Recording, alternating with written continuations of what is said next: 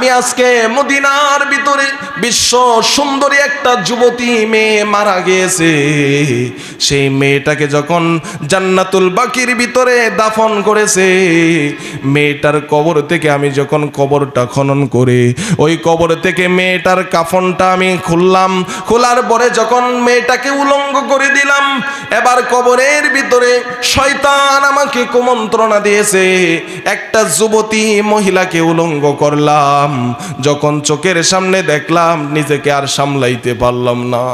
নবীজির সামনে যুবক কেঁদে কেঁদে বলে, ইয়া রাসূলুল্লাহ, ইয়া হাবিবাল্লাহ।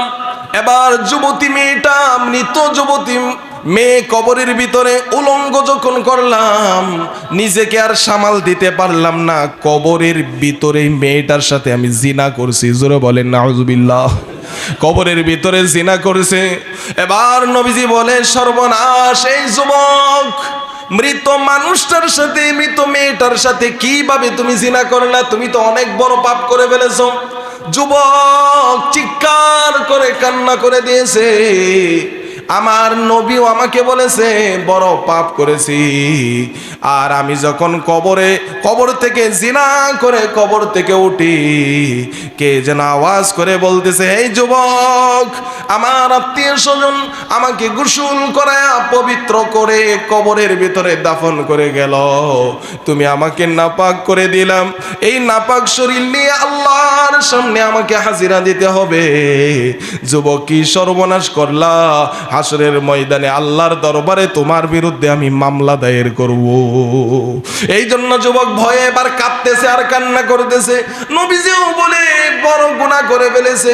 এবার যুবক নবীজির সামনে থেকে একটা দৌড় দিয়ে পাহাড়ে চলে গেছে।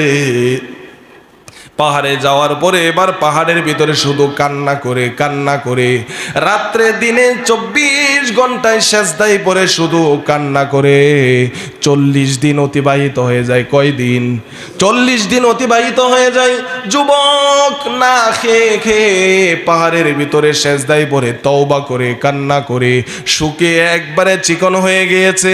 এবার পাহাড়ের ভিতরে 40 দিন পরে আল্লাহ রাব্বুল আলামিন জিব্রাইলকে নবীজির কাছে পাঠিয়ে দিলেন।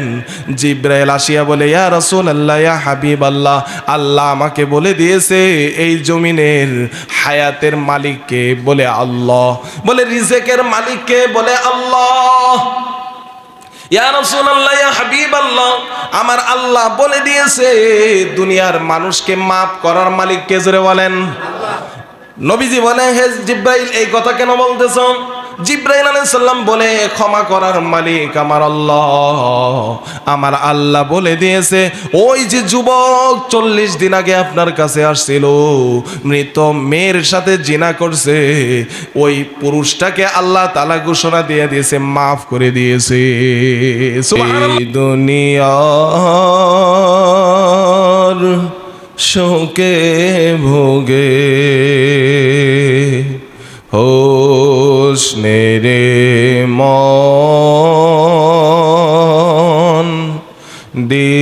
দিশেহারা,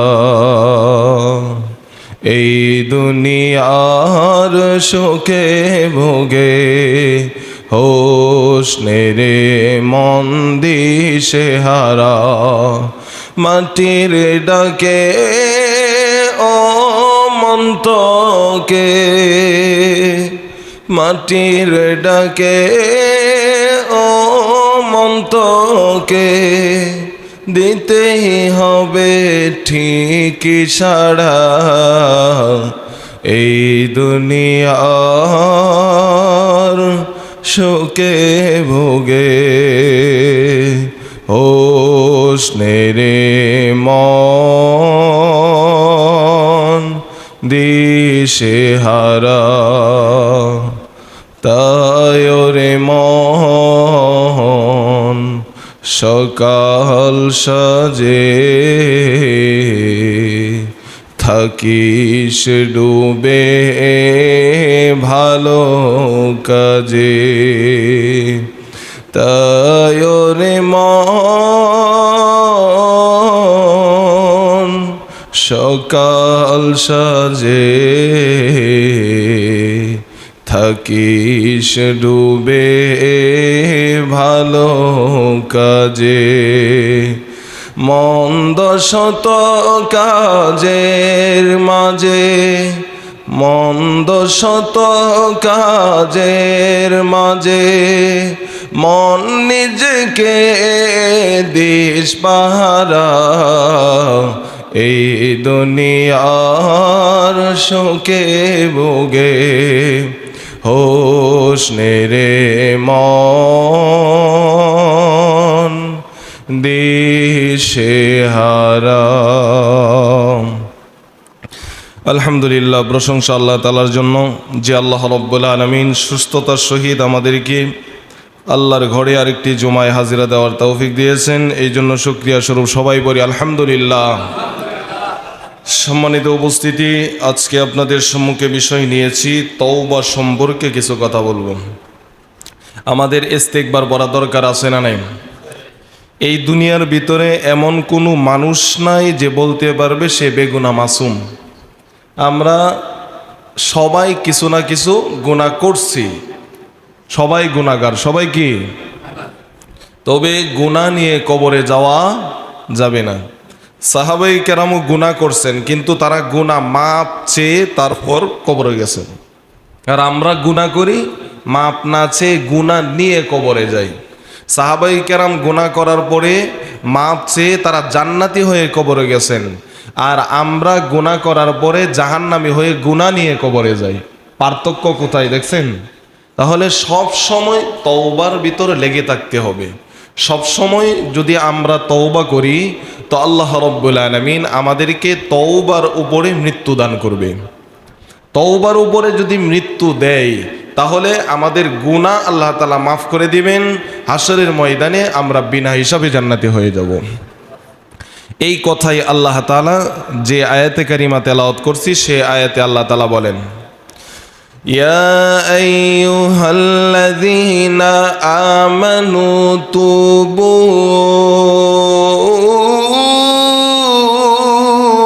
ইলাল্লাহ,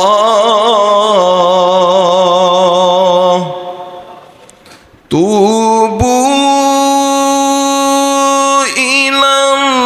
ইলাল্লাহি তাওবাতান নাসুহা।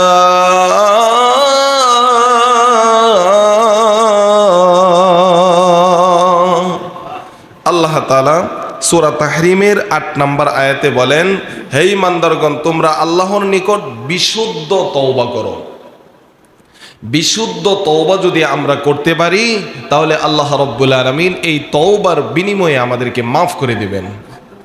আমরা কি বিশুদ্ধ তওবা করতে রাজি আছি ইনশাআল্লাহ? নবীজি সাল্লাল্লাহু আলাইহি সাল্লাম বলেন, ইয়া আইয়ুহান নাস, হে মানব সকল, তুবু ইলাল্লাহ, আমি আল্লাহ তাআলার নিকট তওবা করি। ওয়াস্তাগফিরুহু ফাইন্নী আতুবুল ইয়াওমা মিআতা মাররাতিন। নবীজি বলেন, আমি নবী দৈনিক প্রত্যেক দিন 100 বারের উপরে তওবা করি। কতবার? আমার নবী যদি দৈনিক 100 বার তওবা করে, আপনার আমার 1000 বারের চেয়ে বেশি করা উচিত। নবীর কোনো গুনাহ ছিল? কোনো গুনাহ নাই। নবীজি সাল্লাল্লাহু আলাইহি সাল্লাম বেগুনাহ মাসুম। আল্লাহ তাআলা নবীকে আগেই জানায় দিয়েছেন, আপনার আগের গুনাহ, পরের গুনাহ, যত গুনাহ আছে সব আমি আল্লাহ মাফ করে দিয়েছি। আহলে সুন্নাহ ওয়াল জামায়াতের মত হলো, এই দুনিয়াতে যত নবী রাসূল আসছে সবাই বেগুনাহ মাসুম। সুবহানাল্লাহ বলেন। তাহলে নবীরা বেগুনাহ মাসুম হয়েও তওবা করে দৈনিক 100 বার। আমাদের তওবা করা দরকার আছে না নাই? নবীজি বলেন, তোমরা প্রত্যেক দিন আটার মতো তওবার ভিতরে লেগে থাকবা। যত বেশি তওবা করবা আল্লাহ রাব্বুল আলামিন তত বেশি তোমাদেরকে আল্লাহর পেয়ারা বন্ধু বানায় নিবে। যত বেশি আমরা তওবা করব তত আল্লাহর প্রিয় হইতে পারবো। আর তওবা করলে কয়েকটা ফায়দা। এক, আল্লাহর বন্ধু হওয়া যায়, গুনাহ মাফ হয়, জান্নাতি হয়ে যায়, আল্লাহ রাব্বুল আলামিন তাকে দুনিয়া আখিরাতে উভয় জাহানে কল্যাণ দান করে দেয়। ক্বালা নবী সাল্লাল্লাহু আলাইহি ওয়াসাল্লাম, قال إن الله عز وجل يقبل توبة العبد ما لم يغرغر নবীজি সাল্লাল্লাহু আলাইহি ওয়াসাল্লাম বলেন, হে বান্দারা শুনো, আমার নবীজি বলেন উম্মতেরা রে, দুই সময় তওবা কিন্তু কবুল হবে না। কয় সময়? জোরে বলেন, কয় সময়? দুই সময়। এই দুই সময় আল্লাহ তাআলা তওবা কবুল করবেন, আর বাকি সব সময় তওবা কবুল করবে। এই দুই সময় কি জানা দরকার আছে না আমাদের? নবীজি সাল্লাল্লাহু আলাইহি সাল্লাম বলেন, মৃত্যুর যন্ত্রণা শুরু না হওয়া পর্যন্ত আল্লাহ তাআলা তওবা কবুল করতেই থাকবে, বান্দাদেরকে মাফ করতেই থাকবে। যেদিন মৃত্যু যন্ত্রণা আরম্ভ হয়ে যাবে, সাকরাতুল মাউত শুরু হয়ে যাবে, অর্থাৎ মালাকুল মউতকে দেখে ফেলবেন, ওই দিন আর তওবা কবুল হবে না। এই জন্য মৃত্যুর আগ পর্যন্ত তওবা করা যায়, যখন সাকরাত আরম্ভ হয়ে যাবে আর আল্লাহ তাআলা আপনার আমার তওবা কবুল করবে না। আল্লাহ রাব্বুল আলামিন আমাদের প্রতি কত দয়ালু! আল্লাহ রাব্বুল আলামিন আমাদের প্রতি এত দয়ালু, শুধু চায় প্রত্যেক দিন বান্দাদেরকে আল্লাহ ডাকে ডাকে, উদউনি আস্তাজিব লাকুম, হে বান্দারা আমাকে ডাকো, তোমরা ডাকো, আমি তোমাদের ডাকে সাড়া দিব। জুড়ে বলেন সুবহানাল্লাহ। আল্লাহ রাত্রে বেলা ডাকে, বর্ণনায় আসছে আল্লাহ প্রথম আসমানে চলে আসে, আসিয়া বলে, হে বান্দা, হে বান্দিরা, আমি আল্লাহকে ডাকো, ডাকার মতো ডাকলে আমি আল্লাহ তাআলা তোমাদেরকে মাফ করে দিব। সারা দিন ডাকে। কোনো বান্দা যদি আল্লাহ বলে একবার ডাক দেয়, আমার আল্লাহ একবার দুইবার নয়, হাদিসে পাকের ভেতরে আসছে আল্লাহ 70 বার উত্তর দিয়া থাকে। সুবহানাল্লাহ। জোরে বলেন, কত দয়ালু আমার আল্লাহ বান্দার প্রতি। একবার চিন্তা করেন, আল্লাহ রাব্বুল আলামিন আপনার আমার কত ভালোবাসেন। আল্লাহ তাআলার দয়া ছিল 100 ভাগ। কত ভাগ? এই 100 ভাগ দয়ার ভিতরে 1 ভাগ দয়া তামাম দুনিয়ার মানুষকে আল্লাহ তাআলা সমস্ত মাখলুকাতকে দিয়ে দিয়েছেন। আর আল্লাহ রাব্বুল আলামিনের কাছে 99 ভাগ দয়া আছে বান্দার প্রতি। আপনারাই বলেন, এই 1 ভাগ দয়া পাওয়ার পরে মা সন্তানের জন্য জীবন দিয়ে দেয়, ঠিক কিনা বলেন? 1 ভাগ মায়া দয়া পাওয়ার পরে দুনিয়ার সমস্ত মাখলুকাত নিজের সন্তানের জন্য জীবন দিয়ে দেয়। আর 99 ভাগ দয়া আসে আল্লাহ তাআলার কাছে। তাহলে আল্লাহর দয়া কত! আল্লাহ রাব্বুল আলামিন বান্দাগুলিকে বলেন, ও বান্দারা, তুমি তোমার নিজের দেহকে যত ভালোবাসো, আমি আল্লাহ তোমার চাইতেও তোমাকে বেশি ভালোবাসি। এখনই সময় দুনিয়াতে হায়াতে জিন্দেগিতে তওবা করে মরতে হবে, তওবা করে গুনাহ মাফ চেয়ে মরতে হবে। এরপরে আমরা যখন মরে যাব, কবরের দেশে চলে যাব, সেই কবরের দেশে আর হাজার হাজার লক্ষ লক্ষ বছর আর আল্লাহকে ডাকলে আল্লাহর কোনোদিন সাড়া দিবে না। এখন শুধু বান্দাকে ডাকে, বান্দা ডাকে সাড়া দাও। আমি আল্লাহকে যদি তোমরা ডাকো, আমি আল্লাহ মাফ করে দেব। আল্লাহ বান্দাকে ডাকতে থাকে, মরণ পর্যন্তই ডাকবে। সুবহানাল্লাহ বলেন। কিন্তু এমন একটা সময় আসবে, বান্দা অন্ধকার কবরে, দুনিয়ার কেউ সাথে যাবে না, জায়গা জমি টাকা পয়সা কিছুই সাথে যাবে না। ওই দিন শুধু বান্দা আল্লাহকে ডাকবে, কিন্তু ওই দিন আর কোনোদিন আমার রব, আমার আল্লাহ কারো বান্দা বান্দির আর ডাকে সাড়া দিবে না। এই জন্য সময় থাকতে চিন্তা করতে হবে। কি বলেন? সময় থাকতে চিন্তা করতে হবে। এই সময় যদি আপনার আমার না থাকে, তাহলে কিন্তু এমন একটা সময় আসবে, যেই সময়ে আপনি আমি ডাকলেও সেই ডাকে আমার আল্লাহ সাড়া দেবে না। আল্লাহ রাব্বুল আলামিন কোরআনুল কারীমের ভিতরে বলেন, লা তাকনাতু মির রাহমাতিল্লাহ ইন্নাল্লাহা ইয়াগফিরুয যুনুবা জামিআ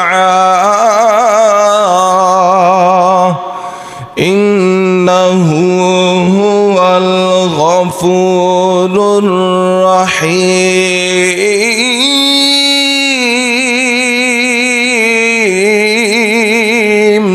বলা যাবে কি আল্লাহু আকবার? আল্লাহ তাআলা বান্দাদেরকে বলেন লা তাকুনাতু মির রাহমাতিল্লাহ, বান্দারা গুনাহ করছো কিন্তু হতাশ হয়ো না, গুনাহ করছো হতাশ হয়ো না। লা তাহজান ইন্নাল্লাহা মা'ানা, হতাশ হওয়ার দরকার নাই, আমি আল্লাহ আছি। আল্লাহ কি আছে না নাই? আল্লাহ বলেন ইন্নাল্লাহা ইয়াগফিরুয যুনুবা জামিআ, আমি আল্লাহ যদি তওবা করো তোমাদের জীবনে গুনাহ মাফ করে দিব। ইন্নাহু হুয়াল গফুরুর রহিম।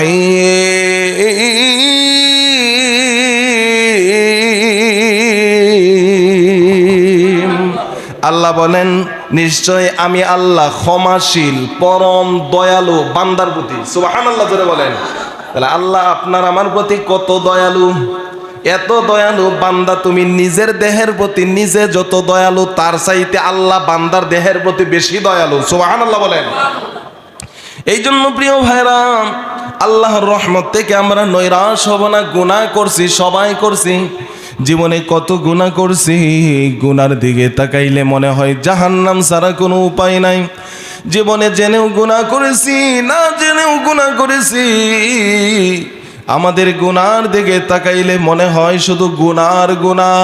কি জবাব দিব আল্লাহর সামনে? কিন্তু হতাশ হই না, আমার আল্লাহ আমি যদি তওবা করি মাফ করবেই করবে, ঠিক কিনা বলেন? বিশ্বাস আছে না নাই? এই জন্য আমরা তওবার মতো তওবা করব ইনশাআল্লাহ বলেন। দুইটি সময় তওবা কবুল হয় না বলছিলাম, কয়টি সময়?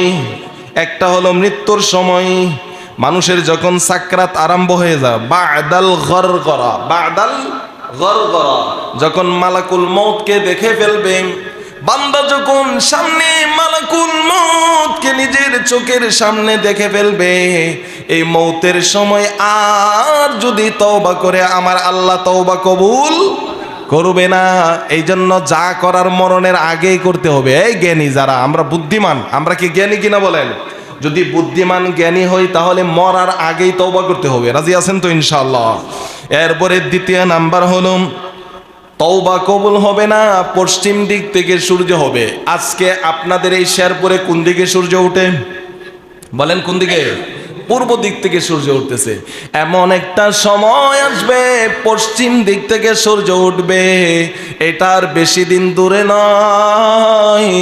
আমার আল্লাহ কিয়ামতের আগে যে কিয়ামতের যত আলামতগুলি প্রকাশ পাবে, নবীজি হাদিসের ভিতরে বলছেন ছোট ছোট আলামতের ভিতরে 70টা আলামত প্রকাশ পাবে, তার ভিতরে প্রায় 65টা প্রকাশ পেয়ে গেছে। বাকি আছে কয়টি? 5টি, মাত্র 5টি। সেই 5টির ভিতরে একটা হলো পশ্চিম দিক থেকে সূর্য উঠবে। পশ্চিম দিক থেকে যেদিন সূর্য উঠবে ওই দিন আর কোনো বান্দা কোনো বান্দি যদি তওবা করে তাহলে তার তওবা আর আমার রব আমার আল্লাহ ওই দিন থেকে আর তওবা কবুল করবে না। তাহলে পশ্চিম দিকে সূর্য ওঠার আগেই তওবা করতে হবে। কখন উঠে যায় ঠিক নাই, যে সূর্য ওঠার আগে অবশ্যই আমাদেরকে তওবা কবুল করানোর জন্য করতে হবে। যদি বাঁচতে চাই, আমরা বাঁচতে চাই কিনা বলেন? জাহান্নামের আগুন থেকে বাঁচতে চাই কিনা? মরণের আগে তওবা করতে হবে, পশ্চিম দিকে সূর্য ওঠার আগে তওবা করতে হবে। সূর্য উঠলে আর কান্না করলেও তওবা করলেও কোনো কাজে আসবে না। দুইটি সময়, মৃত্যুর সময় তওবা ফেরাউনেও করছিল, করে নাই? ফেরাউন মৃত্যুর সময় যখন সে লোহিত সাগরের ভিতরে পড়ে গেছে, তো লোহিত সাগরের ভিতরে মূসা আলাইহিস সালাম যখন চলে যায়, তো মূসা আলাইহিস সালাম লোহিত সাগর পাড়ি দিয়ে ওই পারে চলে গেছেন। অনেক লম্বা ইতিহাস। তো ওই পারে যখন চলে যায়, তো ফেরাউন তার বাহিনী নিয়ে লোহিত সাগরের মাঝখানে, একবারে মাঝ বরাবর। তো আল্লাহ রাব্বুল আলামিন মূসা আলাইহিস সালামকে হুকুম দিলেন, হে মূসা। ওই সময় আল্লাহ রাব্বুল আলামিন কুরআনুল কারীমের ভিতরে অনেক জায়গায় মূসা আলাইহিস সালামের কথা বর্ণনা করছেন। ফালাম্মা তারা আল জামাআনি ক্বালা আসহাবু মূসা ইন্না লামুদরাকুন। আল্লাহ তাআলা এই আয়াতে কারিমার ভিতরে বর্ণনা করেন, যখন দুইটি দল, একটা বনি ইসরাইলের দল আরেকটা ফেরাউনের দল, দুইটি দল যখন একে অপরকে দেখলেন তখন বলতেছে, হে মূসা ইন্না লামুদরাকুন। বনি ইসরাইলরা বলে, হে মূসা ওই যে ফেরাউনের দল দেখা যায়, আমরা তো পাকড়াও হয়ে গেছি, আমাদেরকে ধরবে আর জবাই করবে, মাপ নাই, ছাড়বে না। তো যখন বনি ইসরাইলরা এই কথা বললেন, মুসা আলাইহিস সালাম কি বলেন? ক্বালা কাল্লা, কখনো নয়। জোরে বলেন আল্লাহু আকবার। কখনো নয়। মুসা আলাইহিস সালামের ঈমান দেখেন। ক্বালা কাল্লা ইন্না মাইয়া রাব্বি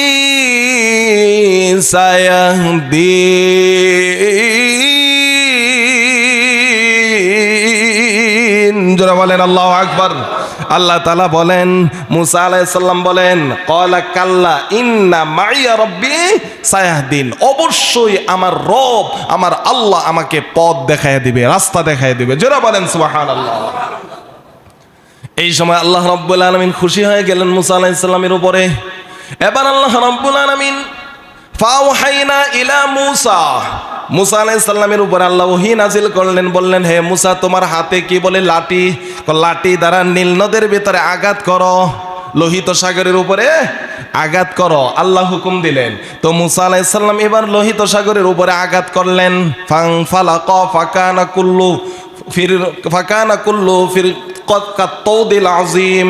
আল্লাহ রাব্বুল আলামিন এই আয়াতে কারিমার ভিতরে বলেন, মুসা আলাইহিস সালাম যখন লাঠি দ্বারা ওই লোহিত সাগরের উপরে আঘাত করলেন, সাথে সাথে আল্লাহ ওই লোহিত সাগরের মাঝখান দিয়ে একটা দুইটা নয় 12টা রাস্তা আল্লাহ তৈরি করে দিছে। তো মুসা আলাইহিস সালাম রাস্তা দেখে এবার তারা ওই রাস্তা পাড়ি দিয়ে যখন নীলনদ পাড়ি দিয়ে ওই পারে ফেরাউনের বাহিনী নিয়ে মাঝখানে, এবার আল্লাহ তাআলা মুসা আলাইহিস সালামকে হুকুম দিলেন, হে মুসা, লাঠি দ্বারা আঘাত করো। রাস্তার উপরে আঘাত করলেন, সাথে সাথে রাস্তা সব পানি হয়ে গেল। জোরে বলেন আল্লাহু আকবার। এবার ফেরাউনের বাহিনী সহ লোহিত সাগরের ভিতরে ডুবে মরতেছে। এবার ফেরাউন বলে, আমি তওবা পড়তেছি, আমি ইস্তেগফার পড়তেছি, আমি আল্লাহর প্রতি ঈমান আনলাম, আমার আল্লাহ কি মাফ করবে না? ক্বালা আমানতু আন্নাহু লা ইলাহা ইল্লাল্লাযীনা আমানাত বিহি বানু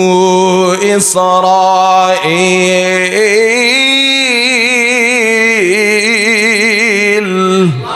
আল্লাহ কোরআনে বর্ণনা করছেন। এবার ফেরাউন বলতেছে, পানি খাইতেছে, যখন পানি নাক দিয়ে মুখ দিয়ে যায় বলে, ক্বালা আমানতু আন্নাহু লা ইলাহা ইল্লাল্লাহ, হে মুসা, আমি ঈমান আনলাম তোমার আল্লাহর প্রতি। আল্লাহু আকবার বলেন। যুগে যুগে কিছু ফেরাউনের নাতিপুতি আছে, এরাও যখন মরণের আগে সময় চলে আসে, যখন আল্লাহর গজব উপরে আসে, তখন একবার আল্লাহর ওলি হয়ে যায়। উলি হয়ে যায়, উলি ওলি না উলি হয়। এরকম কিছু বাহিনী আছে না নাই? আছে। এদের উপরে যখন আল্লাহর গজব পড়ে তখন একবারে দরবেশ হয়ে যায়। আবার যখন সুযোগ পায় তখন আল্লাহ সব যত আল্লাহর হুকুমগুলি আছে সব তারা বিদ্যা করে দেখায়, সবগুলো তারা পরিত্যাগ করে আবার আগের জায়গায় চলে যায়। আছে না নাই? তো ফেরাউনের চরিত্র এটা। ফেরাউন বলে, আমানতু আন্নাহু লা ইলাহা ইল্লাল্লাযীনা আমানাতু বিহি বানু ইসরাঈল। এবার বলতেছে, হে মুসা, আমি তোমার আল্লাহর উপরে ঈমান আনলাম। বনি ইসরাঈল যে আল্লাহর উপরে ঈমান আনছে, সে আল্লাহর উপরে ঈমান আনলাম। আল্লাহ কি বলে শুনেন। আল্লাহ এবার তওবা কবুল করবে? করবে না। আল্লাহ তাআলা বলেন,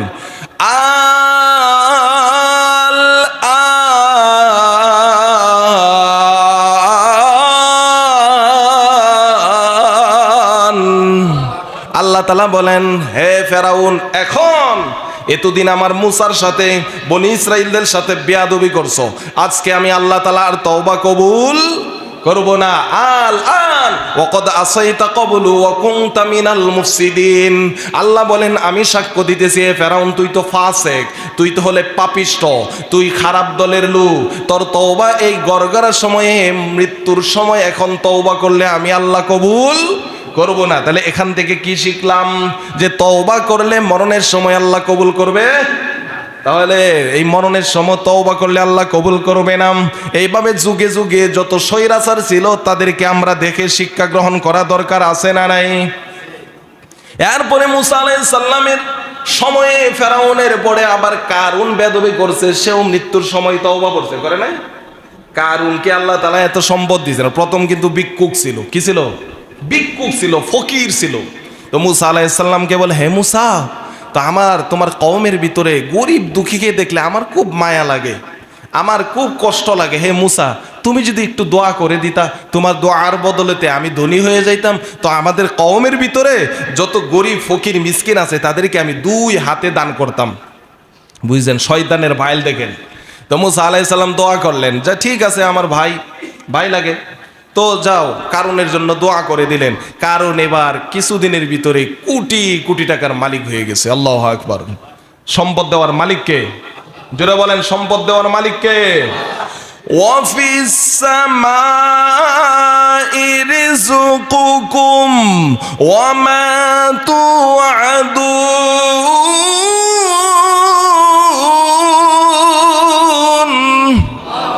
রিজেক সম্পদ হলো আল্লাহ তাআলার কাছে আসমানে, সেখান থেকে আল্লাহ যাকে ইচ্ছা তাকে সম্পদ দান করে, রিজেক দান করে। সুবহানাল্লাহ বলেন।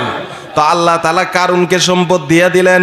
এবার কারুন এত সম্পদের মালিক হইলেন। কোরআনুল কারীমে সূরা কসসের ভিতরে ঘটনাগুলি বর্ণনা আছে। কারুন এত ধনী হইলেন, কারুনকে আল্লাহ রাব্বুল আলামিন এবার মুসা আলাইহিস সালামের প্রতি ওহী নাজিল করলেন, যাও কারুনকে বলো যাকাত দেওয়ার জন্য। কারণ কারুন অনেক সম্পদশালী।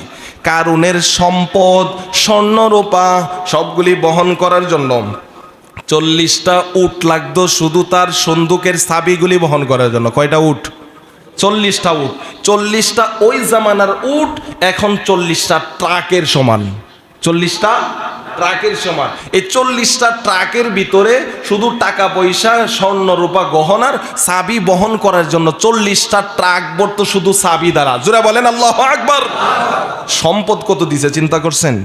এত সম্পদ পাওয়ার পরে এবার মুসা আলাইহিস সালাম গিয়া বললেন, হে ভাই কারুন, আল্লাহ ওহী নাজিল করছে তাড়াতাড়ি যাকাত দাও, এত সম্পদ আল্লাহ দান করছে যাকাত দাও। এবার কারুন কি বলে শুনবেন? কারুন বলে, হে মুসা, তোমার আল্লাহ আর তোমরা কি ফকির হয়ে গেছো? এই সম্পদ আমার, আমি আল্লাহকে যাকাত দিব কেন? জোরে বলেন নাউযুবিল্লাহ। সে উত্তর কি দিছে? কোরআনুল কারীমের ভিতর আল্লাহ তাআলা বলে দিয়েছেন, ইন্নামা উতিতুহু আলা ইলমিন ইনদি। কারণ বলেন, হে মুসা, সম্পদ আমি অর্জন করেছি সব নিজের বুদ্ধির বলে, জ্ঞানের বলে, নিজের জ্ঞানের বলে আমি সম্পদ অর্জন করেছি। তোমার আল্লাহকে কেন আমি যাকাত দেব? জোরে বলেন নাউযুবিল্লাহ। কি বলছে শুনছেন নি? এমন কিছু মানুষ এই সমাজের ভিতরে আছে, কারুনের খালাত্তো ভাই আছে না নাই? কারুনের খালাত্তো ভাই, এরা কারুনের চাচাত্তো ভাই। এদের চরিত্র হলো এরকম, যখন বলা হয় মাদ্রাসায় কিছু যাকাতের টাকা দেন না, মাদ্রাসায় তো এতিমখানা আছে, গোরাবা ফান্ড আছে, কিছু টাকা দেন। বলে এই ফকিন্নির জাতগুলোকে আর কত টাকা দিব? মাদ্রাসায় এদেরকে, এরা যাকাত খাইতে খাইতে বড় হয়, এদেরকে আর কত টাকা দিব? আমার সম্পদ আমি কষ্ট করে কামাই করছি, কেন দান করা লাগবে আমার? এত আছে না না এরকম? আছে কিনা বলেন? এদের চরিত্র সম্পর্কে আমি বলবো না, কোরআন বলতেছে এদের চরিত্র একবারে কারুন আর ফেরাউনের সমান সমান। ঠিক কিনা জোরে বলেন? এই চরিত্রবান যারা আছে তারা প্রস্তুত হয়ে যান। কারুনকে আল্লাহ তাআলা যেভাবে ধ্বংস করছেন আপনারও ঠিক সেইভাবে ধ্বংস হবে। এবার আল্লাহ রাব্বুল আলামিন হুকুম দিয়ে দিলেন, মুসা আলাইহিস সালাম যাকাত দেওয়ার কথা যখন বললেন, যাকাত দিতে সে রাজি হলো না। এবার কারুন চিন্তা করলো, মুসা যেইভাবে ত্যক্ত করা আরম্ভ করছে, বিরক্ত করা আরম্ভ করছে, মুসাকে একটা শাস্তি দেওয়া দরকার। এই জন্য কি করলেন? কারুন একটা বেশ্যা মহিলাকে টাকা পয়সা দিয়ে তাকে নিয়ে আসছে, আর বলে, হে মহিলা, তুমি এমন একটা সাক্ষী দিবা মুসার বিরুদ্ধে, বলবা মুসা তোমার সাথে জিনা করছে। জোরে বলেন নাউযুবিল্লাহ। তুমি যদি এই কথা বলো তাহলে মুসার তাকে শাস্তি দেওয়া হবে। মুসা নবী হলে কি হবে? এরপরেও তাকে শাস্তি দেওয়া হবে। তুমি যদি বলতে পারো তোমাকে কোটি কোটি টাকার সম্পদ দান করব, কোটি কোটি টাকার সম্পদ দেব। জোরে বলেন নাউযুবিল্লাহ। এবার মহিলাকে, এই বেশ্যা মহিলাকে টাকা পয়সা দিয়ে তার সুন্দর করে চুক্তি করে নিয়ে আসছে। তো এই মহিলা, খারাপ মহিলা যখন মুসা আলাইহিস সালামের সামনে আসলেন, আসার পরে এবার সামনে দাঁড়ায়া মুসা আলাইহিস সালামের সামনে বলবে, তো কারুন আগে বলতেছে, হে মুসা, তুমি একটু বলো তো, তুমি তো বর্তমানে সমস্ত এই দেশের ভিতরে জ্ঞানী মানুষ এবং তুমি নবী দাবি করো, তো তুমি তো অনেক বড় একজন বড় ইমাম, বড় দরবেশ। তো যাই হোক, এখন আল্লাহর কোরআনের বিধান কি? যদি কেউ কারোর সাথে জিনা করে তার শাস্তি কি? বলে তার শাস্তি হলো, যদি বিবাহিত হয় তাহলে বুক পর্যন্ত মাটির নিচে গেড়ে তাকে পাথর নিক্ষেপ করে তাকে হত্যা করতে হবে। এটা হলো আল্লাহ তাআলার কোরআনের বিধান। আর যদি সে অবিবাহিত হয়, জিনা করে, তাহলে তাকে 100 বেতের আঘাত করতে হবে। কত বেতের আঘাত? 100 বেতের আঘাত। তো মুসা আলাইহিস সালাম যখন এই কথা বললেন, এবার কারণ বলতেছে, তাহলে এটা কি আমাদের বেলায় না তুমি মুসার বেলাও? মুসা আলাইহিস সালাম বলে হ্যাঁ আমার বেলায়। বলে হ্যাঁ আমার বেলায়। বলে তুমি যদি জিনা করো? বলে আমি জিনা করব। মুসা আলাইহিস সালাম তো রাগী নবী, বলে আমি জিনা করলে না, বলে যে হ্যাঁ যদি জিনা করো তাহলে কি হবে, বলে আমি জিনা করলে আল্লাহর কোরআনের বিধান সবার জন্য সমান। বলে ঠিক আছে তাহলে মহিলা এদিকে আসো। মহিলাকে ডেকে নিয়ে সামনে আসলেন আর বলল, হে মহিলা বলো তোমার সাথে কে জিনা করছে, তুমি যে বলছিলা। এবার মহিলা বলতে চাইলো যে মুসার সাথে সে অপকর্ম করছে, মুসা আলাইহিস সালাম জিনা করছে। আল্লাহ রাব্বুল আলামিন মহিলার জ্ঞান চেঞ্জ করে দিয়েছে, কারণ সকল চাবিকাঠি কার হাতে? জোরে বলেন কার হাতে? তো মহিলা বলতেছে মুসা আলাইহিস সালামের বিরুদ্ধে, কিন্তু মুখ দিয়ে আসতেছে আরেকটা, বলতেছে হে মুসা, কারণ আমাকে অনেক টাকা পয়সা সম্পদ দিয়েছে, আর বলছে তুমি আমার সাথে জিনা করছো, এটা বলার জন্য জোরে বলেন আল্লাহু আকবার। ওয়া মাকারু ওয়া মাকারাল্লাহ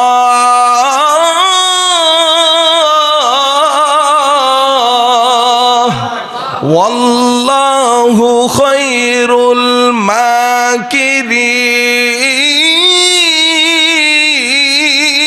মাকিরিন। জোরে বলেন আল্লাহু আকবার। সমস্ত ক্ষমতার চাবিকাঠি কার হাতে বলেন?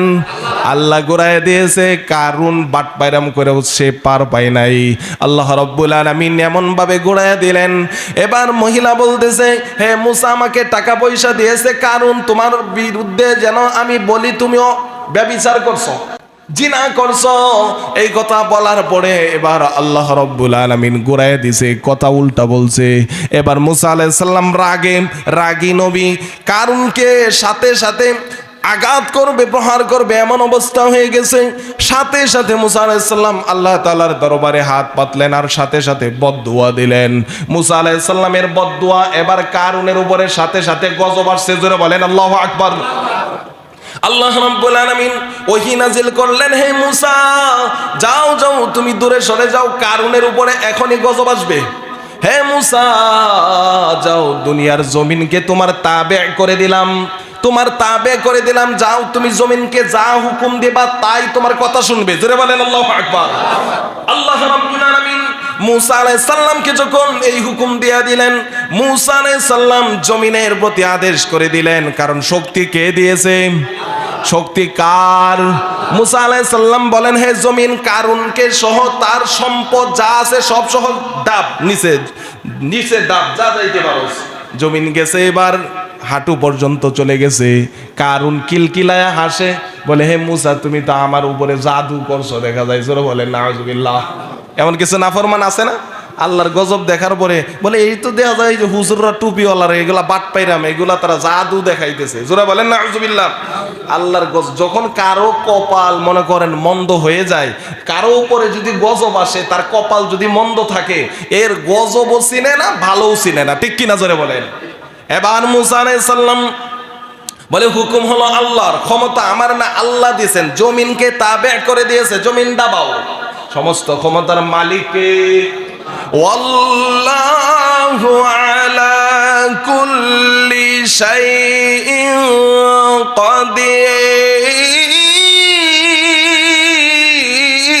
কাদির। জোরে বলেন আল্লাহু আকবার। আল্লাহ রাব্বুল আলামিন সমস্ত ক্ষমতার মালিক, শক্তি তার সব, তিনি ছাড়া আর কেউ ক্ষমতাবান নাই। সেই জমিনের ক্ষমতা তাবে মুসা আলাইহিস সালামের প্রতি করে দিলেন। মুসা আলাইহিস সালাম জমিনকে বলে ডাব, কারণ যখন হাঁটু পর্যন্ত ডাবলো হাসে।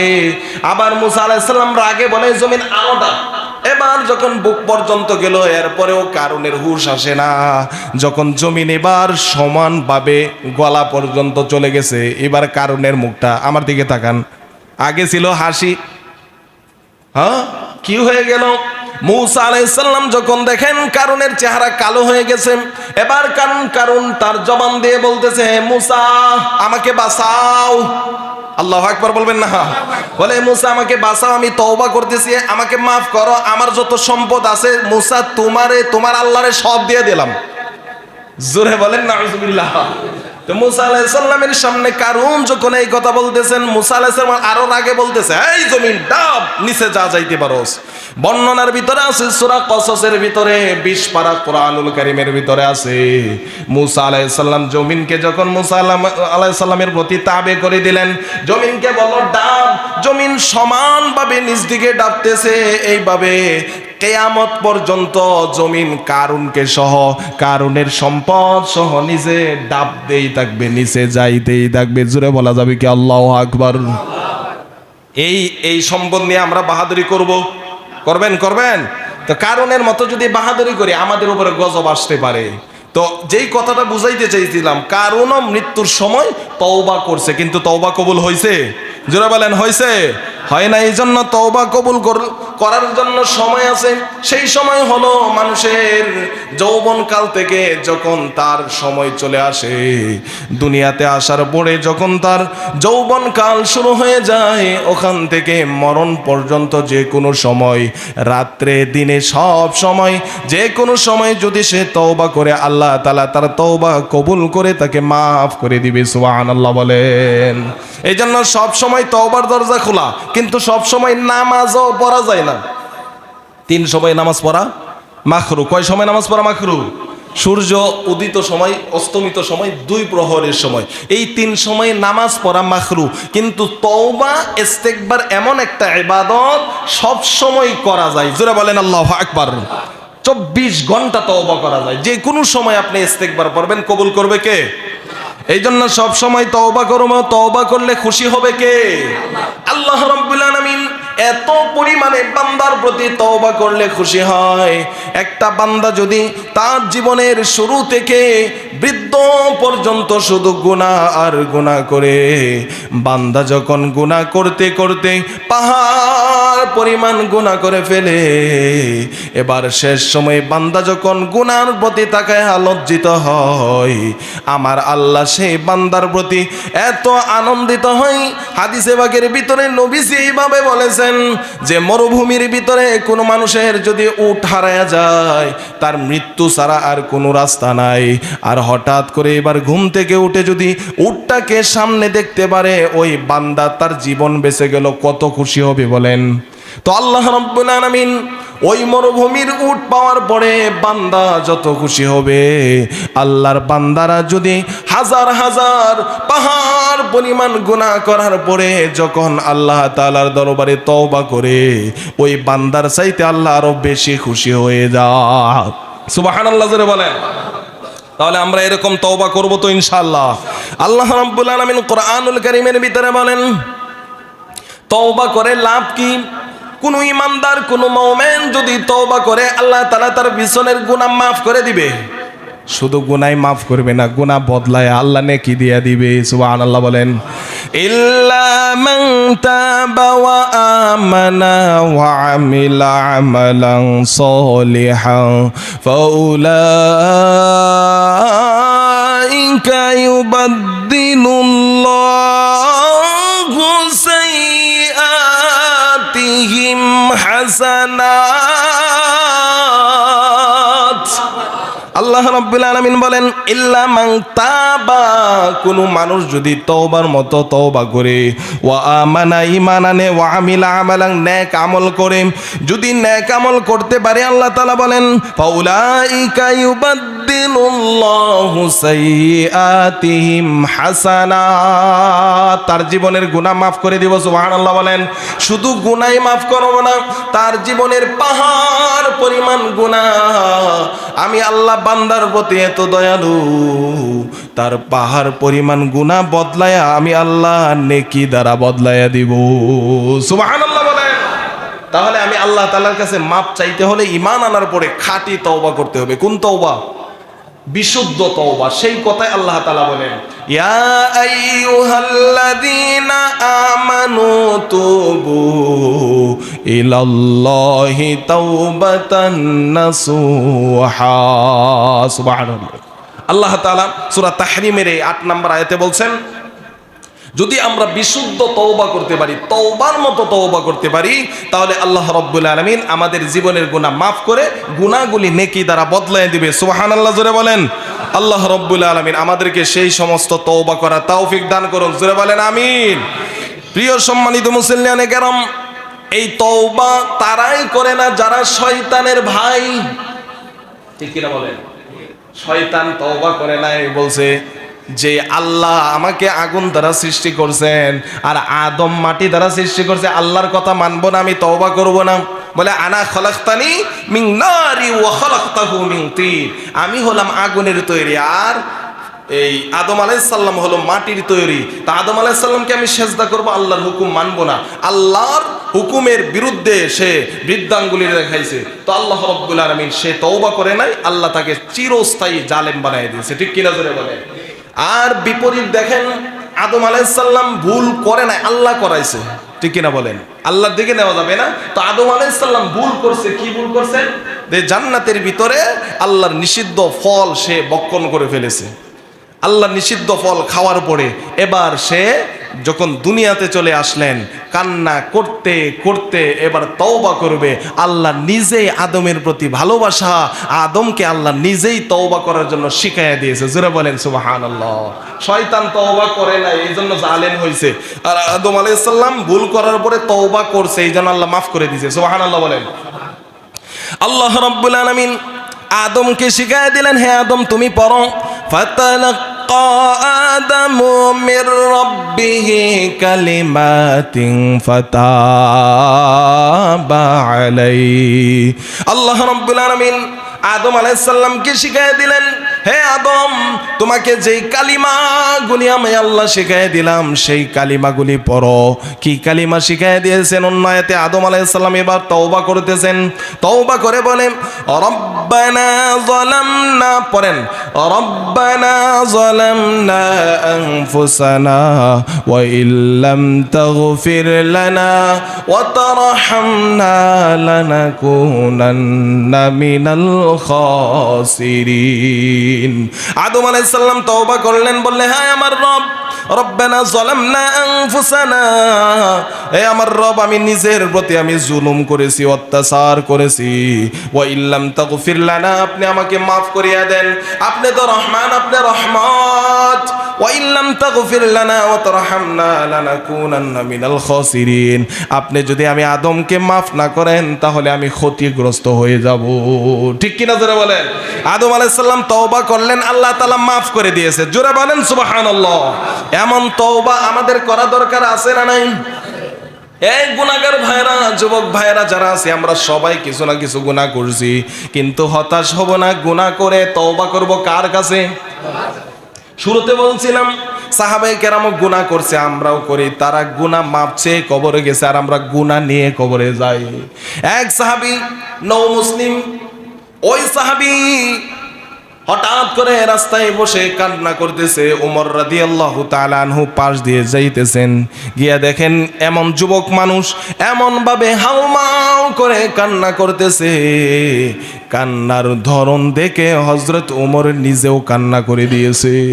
নবীজির রওজার পাশে গেলেন, নবীজির কাছে গেলেন, যাওয়ার পরে এবার নবীজি সাল্লাল্লাহু আলাইহি সাল্লাম ওমরকে দেখার পরে বলে, হে ওমর তুমি কিসে তোমাকে কান্না করাইলো? কি কারণে তুমি কান্না করতেছো?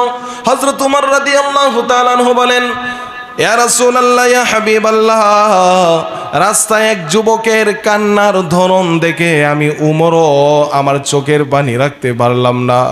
যুবক এমন ভাবে কান্না করে, যুবকের কান্না দেখে আমি উমরও কান্না করতেছি। নবীজি বলে, হে উমর কেন কান্না করো? যুবককে নিয়ে আসো। হযরত উমর রাদিয়াল্লাহু তাআলা আনহু যুবককে ধরে নবীজির কাছে নিয়ে আসলেন। এবার নবীজি জিজ্ঞাসা করে, হে যুবক কেন কান্না করো? যুবক বলতে চাই না। নবীজি আবার বলে, যুবক বলো কেন কান্না করো? যুবক কান্না করতে করতে বলে, হে ইয়া রাসূলুল্লাহ, ইয়া হাবিবাল্লাহ, আমি অনেক বড় একটা পাপ করে ফেলেছি। আল্লাহ তাআলা আমার পাপ মাফ করবে কিনা এই ভয়ে আমি কান্না করতেছি। নবীজি বলে, হে যুবক কি পাপ করেছো? যুবক বলে, আমি অনেক বড় পাপ করেছি। নবীজি বলে, কি পাপ করছো? তুমি কি আল্লাহ তাআলার সাথে শিরিক করছো? বলে না। বলে, আল্লাহ তাআলার সাথে শিরিক করো না। তুমি কি করছো? আল্লাহ তাআলার কি তুমি আসমান বরাবর পাপ করছো? এত বড় পাপ করছো? যুবক বলে, না না, জমিন থেকে আসমানের চাইতে আরো বড় আমার পাপ। আল্লাহু আকবার। নবীজি বলে, হে যুবক, আল্লাহর আরশের চাইতে কি তোমার পাপ বড়? বলে, হ্যাঁ। বলে কি করছো? মানুষ হত্যা করছো? বলে না, এর চাইতে আরো বড় পাপ করছি। নবীজি বলে কি পাপ করছো বলো? যুবককে দেখে বলে ইয়া রাসূলুল্লাহ, ইয়া হাবিবাল্লাহ, মদিনার ভিতরে আমি হলাম কাফন চোর। মানুষদেরকে যখন মৃত মানুষদেরকে কবরে নামানো হয়, ওই মৃত মানুষের দাফনের কাপড়টা কবর খনন করে সেই কবরের কাপড়টা মুদ্রার কাছ থেকে নিয়ে এটাকে আবার সুন্দর করে দৌত করে বাজারে বিক্রি করি। নবীজি বলে এটা বিক্রি করে তোমার কি করো? বলে রিজেক, আমার পরিবার পরিজনকে এটা দ্বারাই আমরা চলতেছি। নবীজি বলে এটা কি অনেক বড় পাপ? যুবককে দেখে বলে ইয়া রাসূলুল্লাহ, ইয়া হাবিবাল্লাহ, এটা বড় পাপ না জানি, কিন্তু আমি বড় পাপ করে ফেলেছি। আমি আজকে মদিনার ভিতরে বিশ্ব সুন্দরী একটা যুবতী মেয়ে মারা গিয়েছে, সেই মেয়েটাকে যখন জান্নাতুল বাকির ভিতরে দাফন করেছে, মেয়েটার কবর থেকে আমি যখন কবরটা খনন করে ওই কবর থেকে মেয়েটার কাফনটা আমি খুললাম, খোলার পরে যখন মেয়েটাকে উলঙ্গ করে দিলাম, এবার কবরের ভিতরে শয়তান আমাকে কুমন্ত্রণা দিয়েছে, একটা যুবতী মহিলাকে উলঙ্গ করলাম। যখন চোখের সামনে দেখলাম নিজেকে আর সামলাইতে পারলাম না। নবীজির সামনে যুবক কেঁদে কেঁদে বলে ইয়া রাসূলুল্লাহ, ইয়া হাবিবাল্লাহ, এবার যুবতী মেয়েটা, মৃত যুবতী মেয়ে কবরের ভিতরে উলঙ্গ যখন করলাম, নিজেকে আর সামাল দিতে পারলাম না, কবরের ভিতরে মেয়েটার সাথে আমি জিনা করছি। জোরে বলেন নাউজুবিল্লাহ। কবরের ভিতরে জিনা করেছে। এবার নবীজি বলে সর্বনাশ, এই যুবক মৃত মানুষটার সাথে, মৃত মেয়েটার সাথে কিভাবে তুমি জিনা করলা? তুমি তো অনেক বড় পাপ করে ফেলেছো।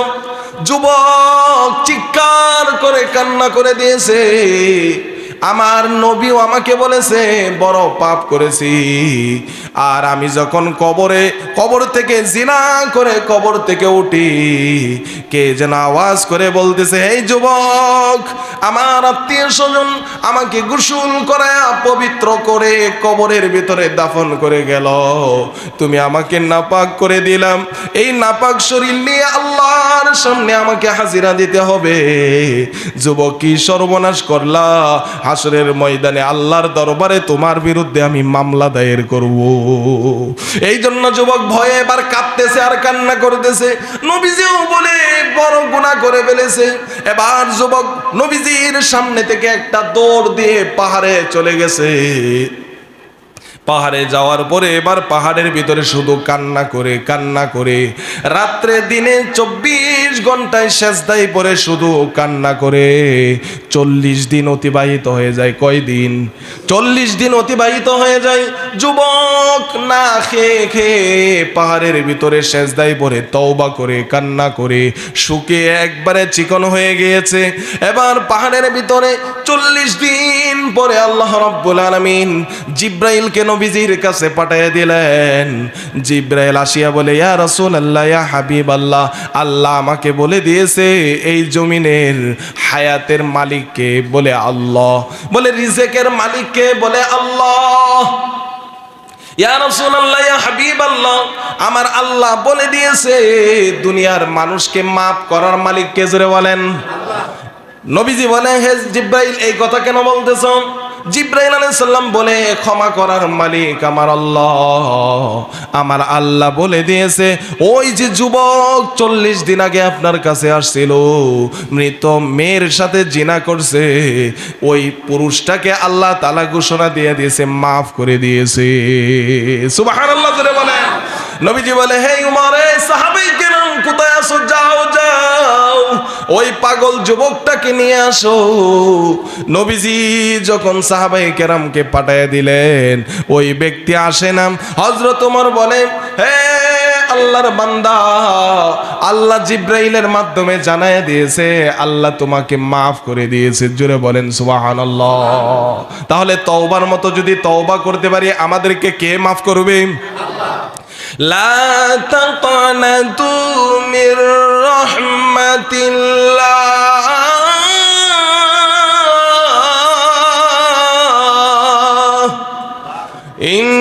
ইন্নাল্লাহা ইয়াগফিরুয যুনুবা জামিআ, ইন্নাহু গফুরুর রহিম।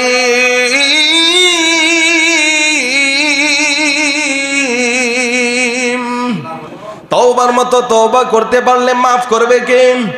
হতাশ হওয়া যাবে না, আমরা আল্লাহ তাআলার কাছে মাপ চাই।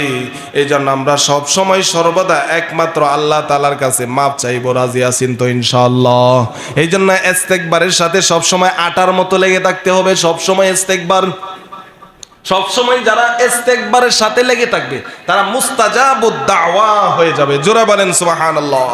ইস্তেগফারের সাথে লেগে থাকতে পারলে মুস্তাজাবুদ দাওয়া হওয়া যায়। মুস্তাজাবুদ দাওয়া মানে একদিকে হাত তুলবে, আরেকদিকে আল্লাহ দোয়া কবুল করে নেবে। জোরে বলেন সুবহানাল্লাহ।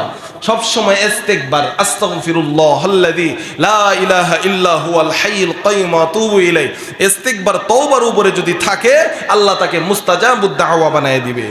যেমন ইমাম আহমদ ইবনে হাম্বল রাহমাতুল্লাহি আলাইহি, ওনাকে তো আপনারা অনেকে চেনেন, নাম শুনছেন। ইমাম আহমদ ইবনে হাম্বল অনেক বড় হাদিসের কিতাব লিখেছেন। মুসনাদে আহমদ ইবনে হাম্বল হাদিসের কিতাব, মুসনাদে আহমদ ইবনে হাম্বল হাদিসের কিতাব, যেই হাদিসের কিতাবে 40,000-এর মতো হাদিস আছে। জোরে বলেন সুবহানাল্লাহ। কত হাজার হাদিস? যেখানে বুখারীর মাত্র 7,000-এর মতো হাদিস। তো বুখারী করে অনেকে। দেখেন ইমাম আহমদ ইবনে হাম্বল মুসনাদে আহমদ ইবনে হাম্বল এই হাদিসের কিতাবের ভিতরে 40,000 হাদিস জায়গা দিয়েছে। সুবহানাল্লাহ। আসমানের নিচে জমিনের উপরে সবচাইতে বড় একক লেখক গ্রন্থ হলো হাদিসের কিতাব এই মুসনাদে আহমদ ইবনে হাম্বল। জোরে বলেন সুবহানাল্লাহ। এই কিতাব উনি লিখছেন। তো ইমাম আহমদ ইবনে হাম্বল মুস্তাজাবুদ দাওয়ার সাথে সাক্ষাৎ হয়েছেন। হাদিস সংগ্রহ করার জন্য বাংলার জমিন শুধু নয়, ভারত, পাকিস্তান, বিভিন্ন দেশের ভিতরে গিয়ে সে হাদিস সংগ্রহ করতেন। অনেক দূর প্রান্ত থেকে হাদিস নিয়ে আসতেন। ইমাম আহমদ ইবনে হাম্বল রাহমাতুল্লাহি আলাইহি একদিন হঠাৎ করে হাদিস সংগ্রহের জন্য আরেক দেশের ভিতরে চলে গেলেন। কিছু খাবার নিলেন, কিছু খেতা নিন। ওই জমিন থেকে এক দেশ থেকে আরেক দেশে হাঁটিয়া যায়, যেখানে রাত্র হয় সেখানেই থাকে। হঠাৎ করে এক মসজিদের ভিতরে নামাজ পড়লেন। নামাজ পড়ার পরে এবার মসজিদ থেকে থাকতে চায়, কিন্তু মসজিদের খাদেম বলে থাকা যাবে না, কারণ ইমাম আহমদ ইবনে হাম্বলকে চিনে না। খাদেম বলতেছে আপনি মসজিদ থেকে বাইর হয়ে যান, থাকা যাবে না। ইমাম আহমদ ইবনে হাম্বল বলে আমি তো ফজরের নামাজও পড়বো, আমাকে থাকতে দাও, আমি মুসাফির মানুষ। বলে না, থাকা যাবে না। তো ইমাম আহমদ ইবনে হাম্বল রাহমাতুল্লাহি আলাইহি কি করলেন? তো এবার মসজিদ থেকে বাহির করে দিলেন। রাত্রেবেলা শীতের রজনীতে, কনকনে শীত, এমন রাত্রির ভিতরে যখন ইমাম আহমদ ইবনে হাম্বল মসজিদ থেকে বাহির হয়ে একটা বাজার কাছে ছিল, বাজারের দিকে চলে গেলেন। বাজারে যাওয়ার পরে এবার কি করবেন? দেখতেছেন কোথাও মানুষ নাই, কিন্তু একটা রুটি বিক্রেতা সে রুটি সেকা দিতেছে, রুটি সেকতেছে। আর ওখানে রাত্রেবেলা আগুন একটা দেখা যায় কনকনে শীতের ভিতরে। তো ওই দোকানে চলে গেলেন। যাওয়ার পরে এবার বলতেছে, যুবক, আমি তো মুসাফির মানুষ, তো তোমার দোকানে একটু আগুন পোহাইলে তোমার কোনো অসুবিধা আছে? আমি তোমার দোকানে, রাতটা তো শেষই হয়ে গেছে প্রায়, তো এই রাতটা তোমার দোকানে থাকতে চাই। যুবক বলে আহলান সাহালান, খুশ আমদেদ, আসেন, আপনাকে স্বাগতম জানাই। তো যুবক যখন এইভাবে স্বাগতম জানায় কাছে নিলেন, তো ইমাম আহমদ ইবনে হাম্বল এই দোকানের ভিতরে বসলেন, আগুন পোহাইতেছেন। এবার উনি খেয়াল করে দেখতেছেন যে যুবকটা রুটি সেকা দিতেছে, রুটি সেকতেছে। যুবক যখন রুটি সেকে বলে আস্তাগফিরুল্লাহ, সুবহানাল্লাহ বলেন। যুবক যখন এবার রুটি সেকা দিয়ে নামাই বলে আস্তাগফিরুল্লাহ, রুটির খামির বানাই বলে আস্তাগফিরুল্লাহ, রুটি সেকা দেয় আর আস্তাগফিরুল্লাহ, যত কাজকর্ম করে সব জায়গায় আস্তাগফিরুল্লাহ আস্তাগফিরুল্লাহ বলতেছে। সুবহানাল্লাহ। ইমাম আহমদ ইবনে হাম্বল বলেন, হ্যাঁ যুবক, ব্যাপার কি সব সময় সর্বদা দেখি আস্তাগফিরুল্লাহ আস্তাগফিরুল্লাহ বলো, কারণ কি? বলে, হে আল্লাহর বান্দা, আপনাকে চিনি না, আমি কিন্তু এই আস্তাগফিরুল্লাহর সাথে আটার মতো লেগে আছি। সুবহানাল্লাহ বলেন। যুবক বলে, আমি এই আস্তাগফিরুল্লাহ, এই তওবার জন্য, ইস্তেগফারের জন্য আল্লাহ তাআলা আমাকে মুস্তাজাবুদ দাওয়া বানায় দিয়েছে। সুবহানাল্লাহ জোরে বলেন। আমি জীবনে যত দোয়া করেছি আমার আল্লাহ সব দোয়া কবুল করে নিয়েছে। ইমাম আহমদ ইবনে হাম্বল বলে, তুমি মুস্তাজাবুদ দাওয়া? আনতা মুস্তাজাবুদ দাওয়া? তুমি কি মুস্তাজাবুদ দাওয়া? বলে, হ্যাঁ আমি মুস্তাজাবুদ দাওয়া, জীবনে যত দোয়া করছি আল্লাহ সব কবুল করে নিয়েছে, কিন্তু একটা দোয়া কবুল করে নাই। সুবহানাল্লাহ বলবেন না? ইমাম আহমদ ইবনে হাম্বলের কৌতূহল জাগলো, কোন দোয়াটা কবুল হয় না? সব কবুল হয়েছে। বলে হে আল্লাহর বান্দা, একটা দোয়া করেছি এই জামানার ভিতরে, এই সময়ে সব চাইতে বড় ইমাম মুহাম্মদ ইবনে হাম্বল। তিনি হলো এই যুগের সব চাইতে মুহাদ্দিস, বড় মুহাদ্দিস, আল্লাহর ওলি। আমি আল্লাহ তাআলার কাছে দোয়া করলাম, আল্লাহ মরণের আগে হলেও একবার ইমাম মুহাম্মদ ইবনে হাম্বলের সাথে সাক্ষাৎ করাইয়া দিও। আল্লাহ জীবনে মরণের আগে হলেও ইমাম মুহাম্মদ ইবনে হাম্বলের সাক্ষাৎ দিয়া দিও। আমি তার সাথে মুসাফা করতে চাই, তার কপালে একটা চুমু খাইতে চাই।